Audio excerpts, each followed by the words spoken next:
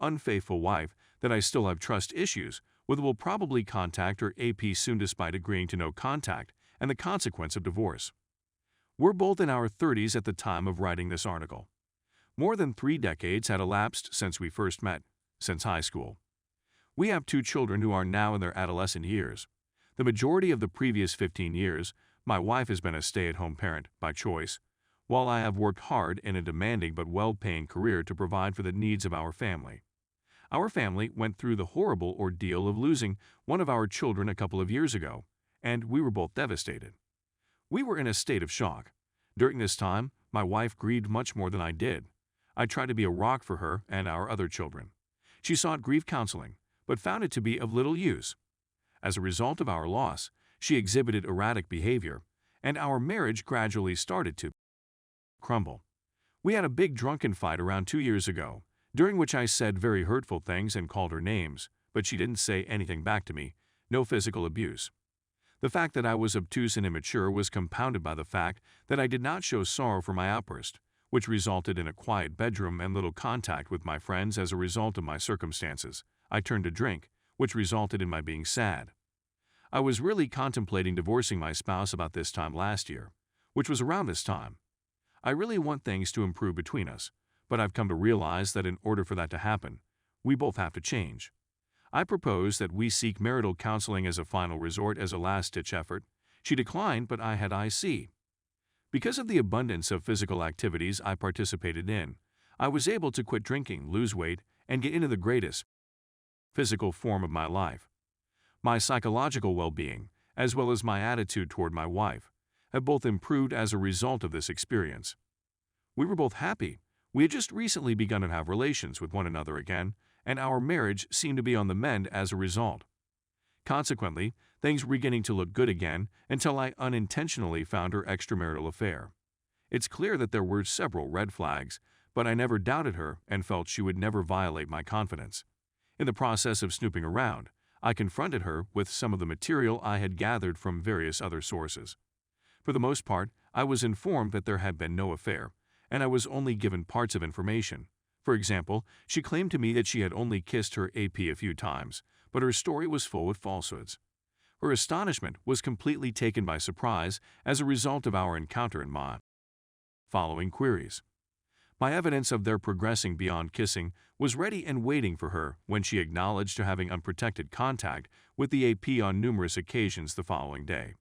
It was all over now, however, since he had put a stop to it.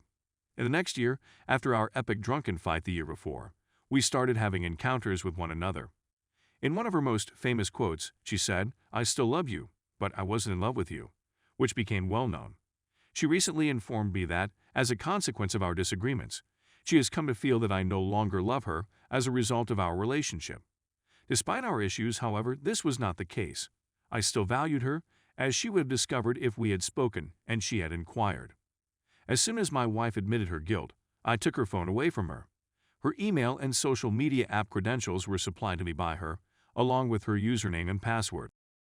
However, even though there were definitely gaps in conversations that were erased shortly before her revelation of the physical affair, I had a very decent understanding of the general story by this point. After my wife's phone died, I messaged the AP to obtain his version of the story and to warn him that he would be in danger if he continued to meet with my wife the following day. The next day, I got an answer. It was virtually similar to his recall of the events that my wife had.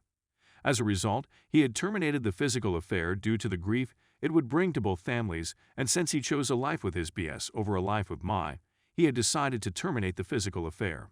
He told me that my wife was a great person, and that she had fallen in love with him, and it was at that point that he decided to call it quits since things had become too serious for him. The man expressed his sorry to me in person and promised to inform his wife about what had happened as a consequence of his decisions.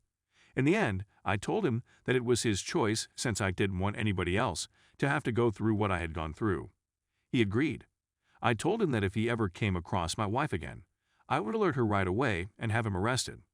In spite of the fact that my primary goal was to put keylogger software on my wife's phone, I did not instruct him to discontinue contact with her.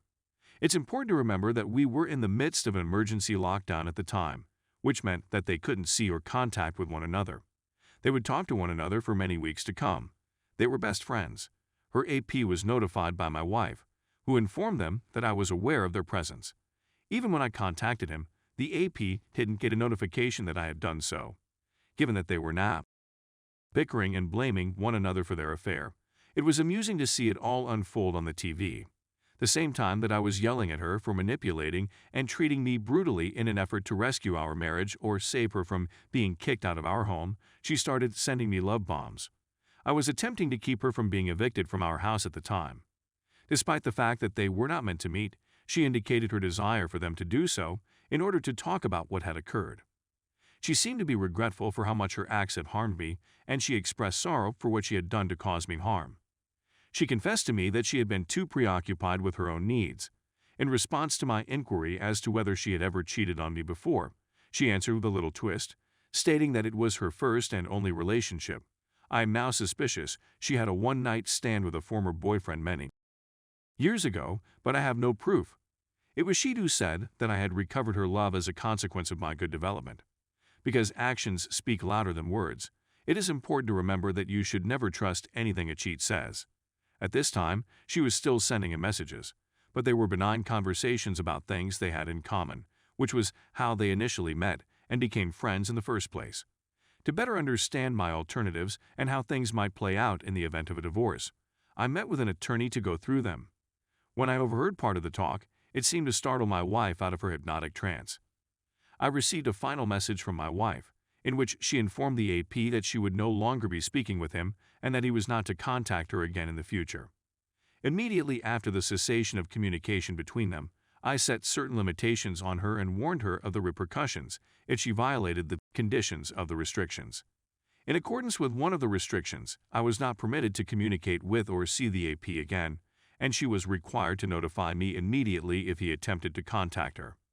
My wife was advised that if she did not adhere to the rules, I would divorce her. This was something on which both she and I agreed unanimously.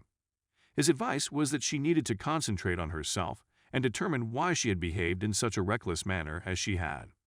Despite stating that she intended to go, and claiming to be under obligation, the lady only went twice before claiming that she had already comprehended the reasons for her affair and did not need any more counseling services. A dozen trips later, I was finally able to see the same therapist, and despite the fact that client confidentiality had been broken, my therapist told me that my wife had shown regret. In this case, it happened a couple of months ago. Compared to previous relationships, my wife and I are getting along better than we have ever done. Despite my admiration for her, I have not forgiven her for what transpired. The two of them have not spoken with each other, but I have reason to believe this will change in the near future. The following questions come to mind after taking into consideration all of the material. What I'm wondering is if there is anybody out there who feels my wife has a chance to rehabilitate herself and be devoted to me, or whether I should simply go away and hide. Should I file for divorce on the basis that she has violated the no-contact rule if she contacts the AP again, as I think she would, even if it is to discuss anything small, on the grounds that she has broken the no-contact agreement? If divorce is out of the question, there are other solutions available. Anything further that she or I can do in order for us to have an enjoyable get-together would be really appreciated.